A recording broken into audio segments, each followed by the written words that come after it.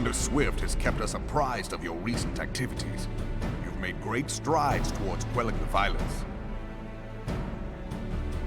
Despite our best efforts to determine what provoked this uprising, the truth continues to elude us.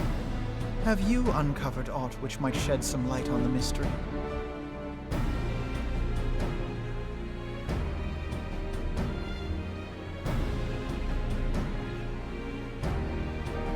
This information does not leave this room.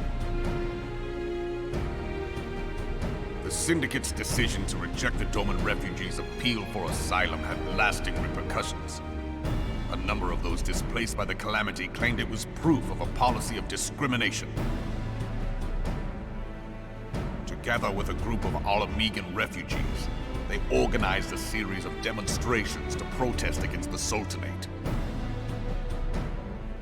Demonstrations which became heated, but did not descend into violence. Until a certain incident served as a call to arms. A unit of brass blades sent to supervise a demonstration loosed arrows upon unarmed protesters. It was this atrocity which prompted the refugees to take up arms. I need not tell you what followed. We assumed at first that the attack was born of a miscommunication. When emotions run high, they happen. But suspicions were raised regarding the unit's commanding officer, whom I ordered interrogated. Sure enough, our fears were soon confirmed. The dog confessed that a merchant had offered him coin to give the order. A merchant in the employ of Teleji Adeleji. Teleji Adeleji. But he spoke in favor of the Doman's cause, and has ever seemed sympathetic towards the refugees' plight. Why would he do such a thing? Know you of the Cartano Reclamation Bill? It is a proposal to annex the Cartano Flats so that refugees may establish permanent settlements. When last I looked, that was disputed territory. Aye. Some might even call it a battlefield.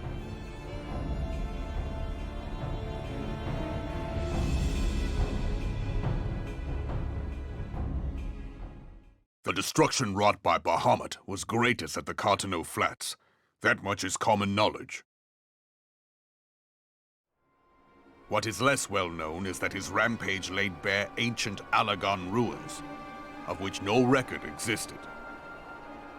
There are certain differences of opinion as to how these ruins should be handled, which is why each nation maintains a military presence in the region to this day. Yet differ though we may, we are still allies. Therefore, in the interest of preserving the Eorzean alliance, we have reached an agreement.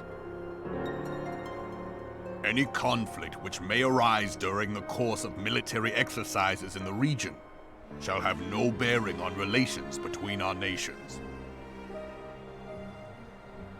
In full knowledge of this delicate state of affairs, Teleji Adeleji proposed the Cartano Reclamation Bill. A shameless, bloody ruse which stands to benefit him in but one conceivable way. If successful, he will gain control over the disputed territory under the guise of assisting in the resettlement effort. And you can be sure he'll build an orphanage next to every Alagon ruin.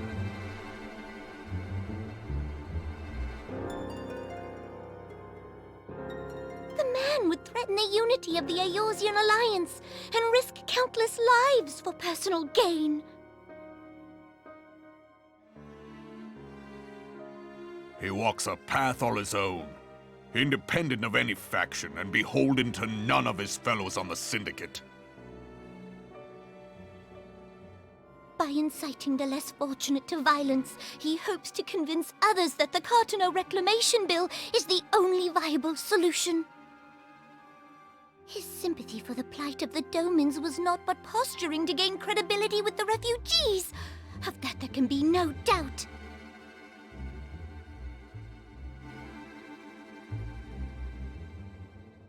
Forgive me, but what could possibly motivate Teleji Adeleji to go to such lengths? What is so special about these ruins that he would risk his position on the Syndicate, and, most likely, charges of treason against the Sultanate? Omega. Pardon?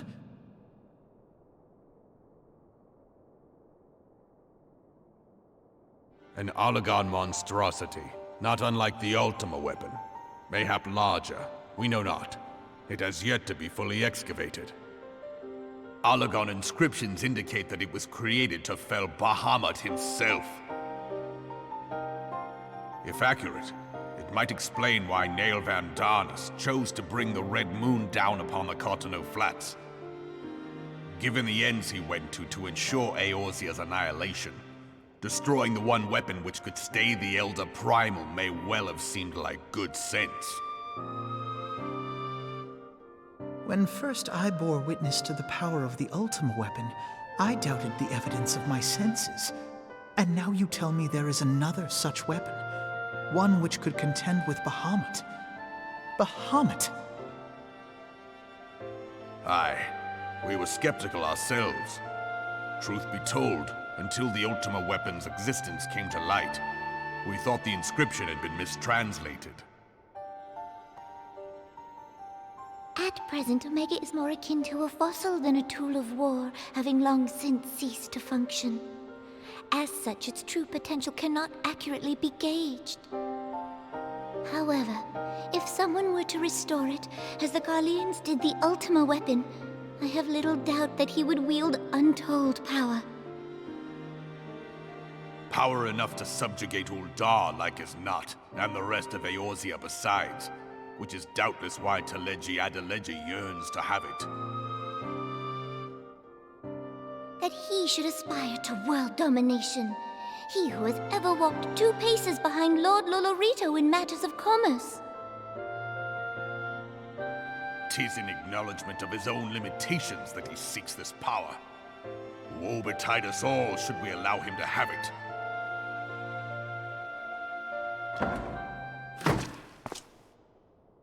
Pray waste no time chasing rats. Only a fool would believe that secrets can be kept in Uldar. It would seem the implications of the Sultanate's refugee problem are rather more far-reaching than we assumed.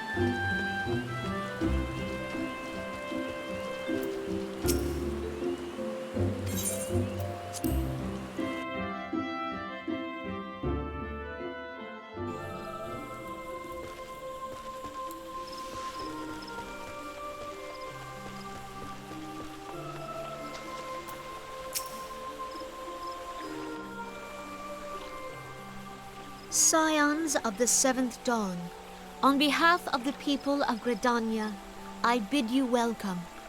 Your presence is of great comfort to us all in these days of uncertainty.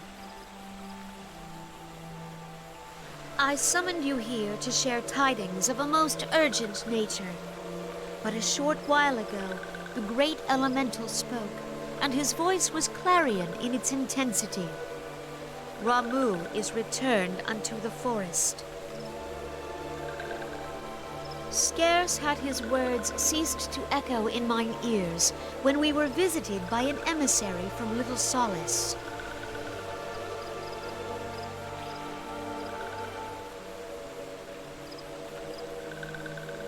Our guest informs us that the sylphs too have sensed the presence of the Lord of Levin. Though his exact whereabouts remain unknown, we may safely assume that the primal was summoned within the heart of the Sylphlands. Unlike the other primals you have encountered, Lord Ramuh is no raging avatar of destruction. He is revered as much for his wisdom as his strength, serving as both arbiter and guardian to his children. Given that we and the Sylphs found a way to share the Twelveswood, it is my hope that this sagely immortal will be amenable to reason, and that conflict may be avoided. Blessed as you are with the power of the Echo, you are one of the few among us who may commune with a primal without fear of influence. I would ask, therefore, that you represent us in this most delicate of negotiations. The Twelveswood has suffered enough. Upon this, we and the Sylphs, and I would venture Lord Ramuh himself, are in perfect accord. Let us not endanger our shared home by engaging in unnecessary hostilities. Dear friend, I beseech you, safeguard the peace which exists between our peoples.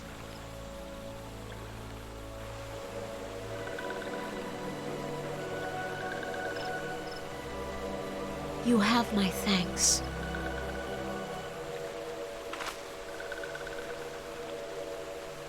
Pray make for Little Solace, then. A member of the Order of the Twin Adder awaits you there. He will advise you on how to find the Lord of Levin.